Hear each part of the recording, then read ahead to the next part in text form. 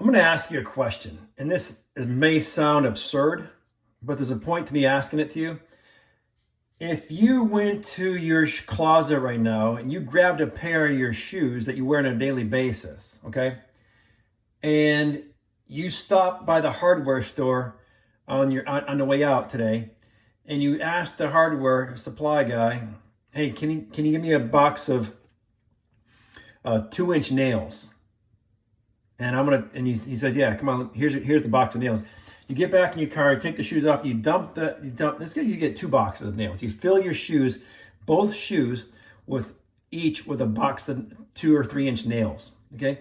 Now, you put those shoes on and you go out through your day. Do you think your feet are gonna be in excruciating pain? You agree with that? Now, why am I asking this silly question? It may sound kind of stupid, right? And I get it, but I'm trying to be, I want to be relatable with you. And this channel is about keeping it super simple, but maybe giving you ideas to help you understand how we're living and consciously living. Now, you consciously, if you dump nails in your shoe and put your shoe on, you know your feet are going to hurt like hell, right? And you're probably saying, that's the most fucked up thing I've ever heard. Why would I do that? Well, can I ask you this? What's the difference of filling those shoes with nails and putting yourself through the pain and the misery and the agony as a result of walking the shoes? You wouldn't be able to do it. So why are we filling our minds with negative thoughts that are producing feelings of negativity, depression, anxiety, hopeless, sadness, all the negative feelings we're experiencing from the thoughts we're filling our brain with? Is there really a difference? I'm asking you. I'm reaching out to you. Is that an analogy you can work with? Because you consciously are aware of how you're feeling. What you may not be aware of is that the feelings are being produced by the thoughts that fill that mindset, the mental pipeline, right? And I know from experience, you're looking at somebody, you follow me, if you follow me, you know my story, how debilitating my depression was.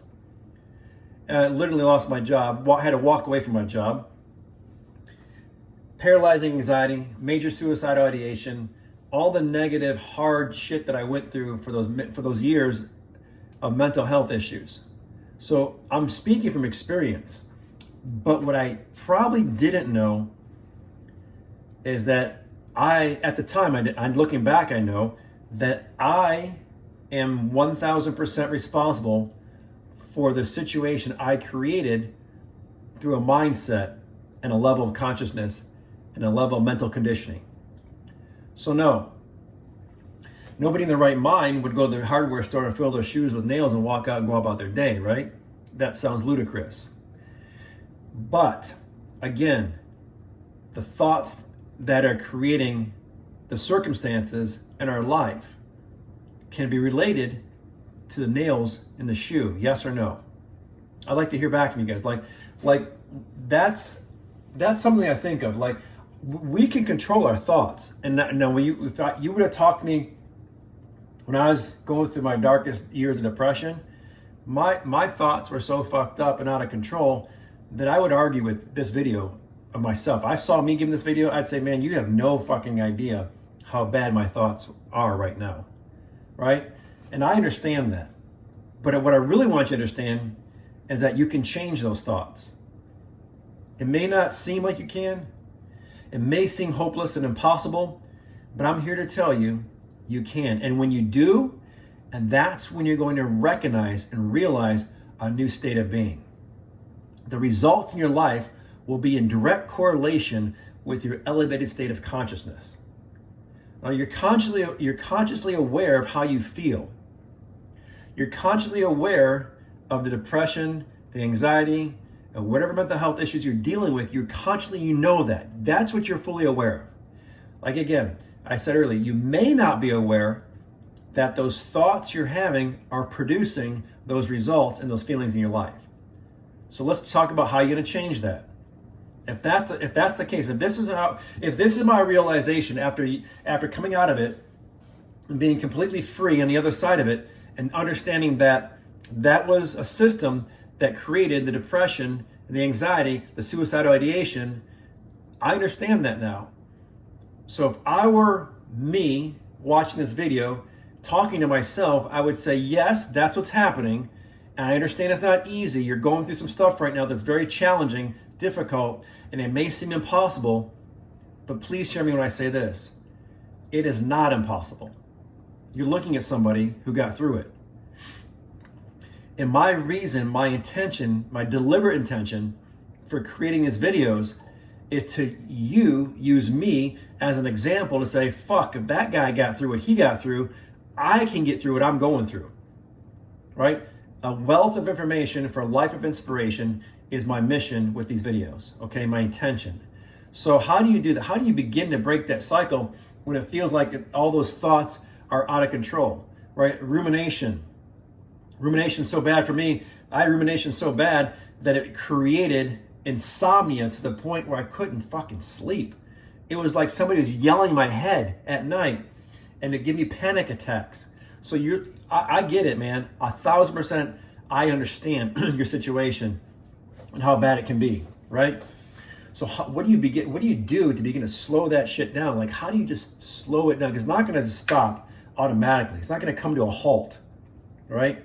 And that's what produced the suicidal ideation for me, because I felt I can't stop this fucking thing. I'm going to take myself out. That's why that major suicidal ideation got so intense. I just wanted the pain to stop. And I thought that suicide was the only way to stop it, right? And it's not. What I really wanted, like I said before, was emotional freedom. So if you can focus on emotional freedom being your desired state, that desired state is going to be realized with a new level of consciousness, right? And the new results will be in direct correlation with your new elevated state of consciousness. Okay, so remember, consciously, you make consciously aware of what you want. Make it your deliberate intention to experience emotional freedom. Because if that's what you want, then there's a formula for that. But you got to break this. The cycle right now, this loop of negativity is going on up here. It's got to be broken, right? And it can be. So don't feel hopeless. I want you to feel hopeful, inspired, a little bit at a time.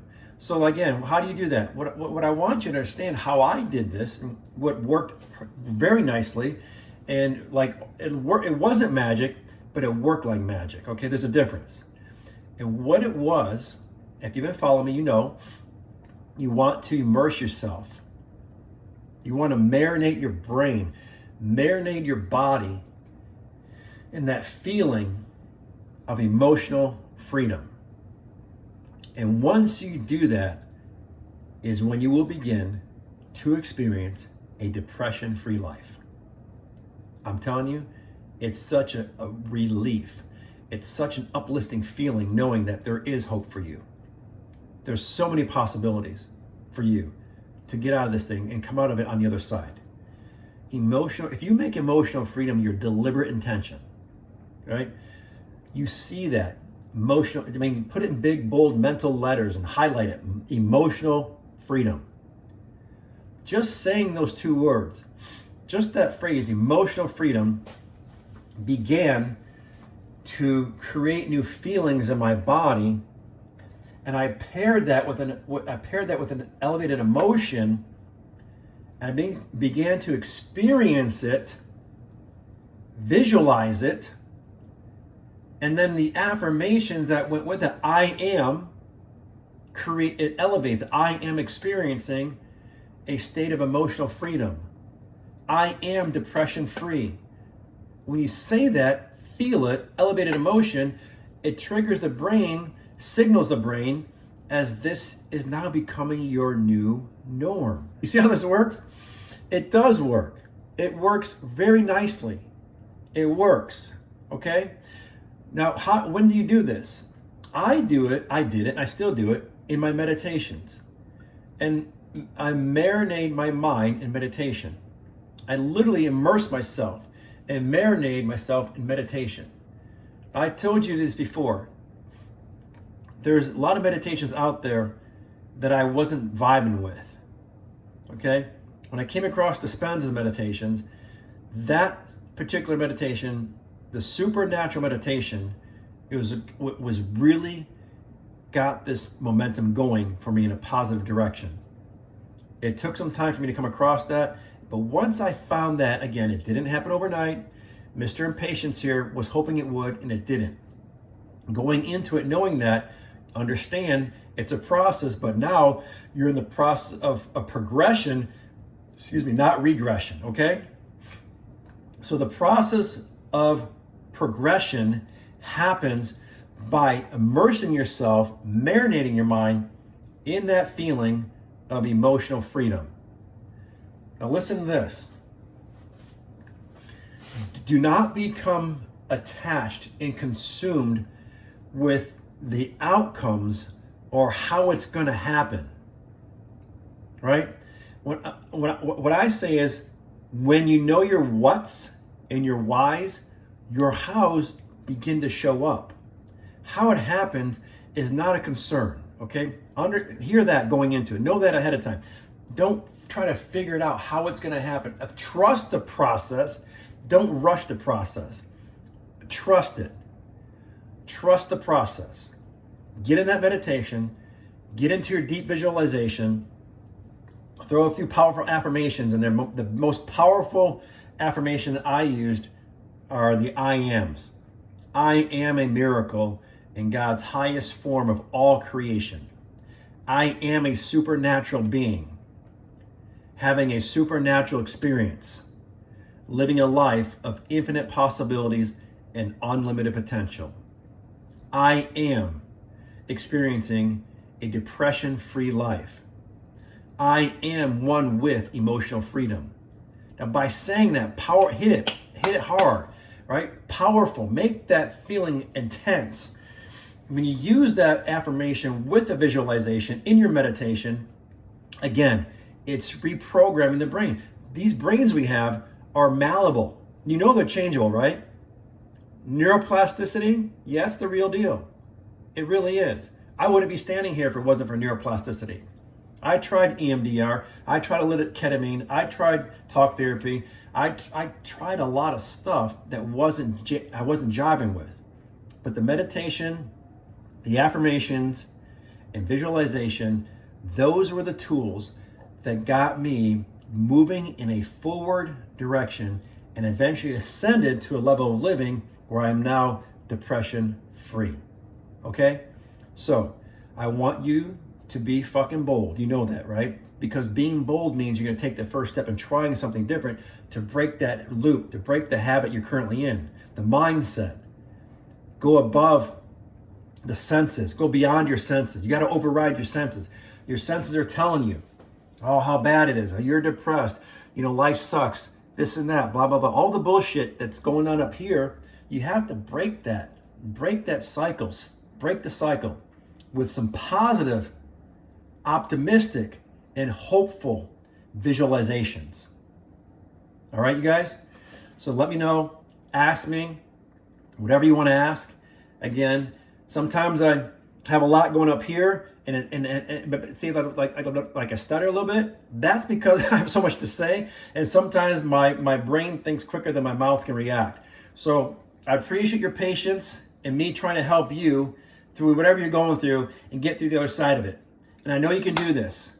So hit me back, DM, message, subscribe, and I will help you in any way that I can. Again, I'm not a doctor. I'm not a shrink. I'm not a therapist. I'm not somebody who has a license, but I do have a license to brag about how well this works, okay? Because I know it works. I'm experiencing it. And conventional therapy wasn't for me. If it's for you and it's working, great. Work alongside your therapist. Whatever it takes to get through it, okay? So I will see you in the next video.